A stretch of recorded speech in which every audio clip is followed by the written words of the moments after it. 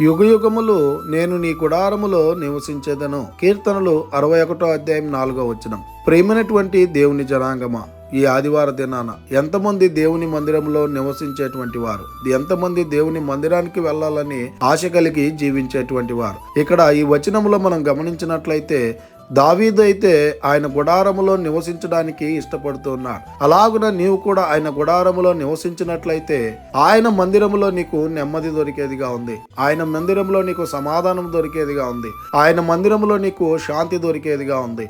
ఆయన మందిరంలో నీకు రక్షణ దొరికేదిగా ఉంది.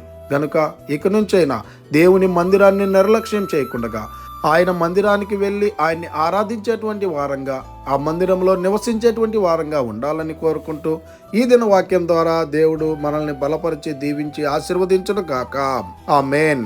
ప్రార్థన. మమ్మల్ని మిక్కిలిగా ప్రేమిస్తున్న ప్రియ పరలోకమందున్న మా తండ్రి, మీకే కోట్లాది వందనాలు, స్తుతి స్తోత్రాలు ప్రభా. ఈ ఉదయకాల సమయంలో ఈ వాగ్దానం ద్వారా మీరు మాతో మాట్లాడినందుకై వందనాలు, స్తుతి స్తోత్రాలు ప్రభా. ఎవరైతే ఈ వాక్యాన్ని వింటూ ఉన్నారో వారందరి జీవితాల్లో మీ కార్యాన్ని కనపరచమని ప్రార్థన చేస్తూ ఉన్నాం. అవును తండ్రి, మా అవసరాలను బట్టి, మా అక్కర్తలను బట్టి, మా శ్రమల్ని బట్టి దేవుని మందిరానికి వస్తున్నామే తప్ప మీ గుడారంలో నివసించాలనేటువంటి ఆలోచన మాలో లేకపోయింది ప్రభా. గనుక ఇక నుంచైనా నీ మందిరంలో నివసించేటువంటి ధన్యతను మాకు అనుగ్రహించమని ఎవరైతే కోరుకుంటున్నారో వారందరిలో తండ్రి మీ కార్యాన్ని కనపరిచి నీ మందిరంలో నివసించేటువంటి కృపను అనుగ్రహించమని ప్రార్థన చేస్తూ ఉన్నాం.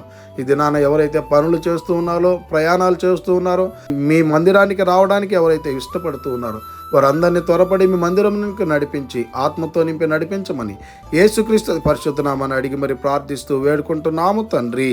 ఆమేన్. God bless you.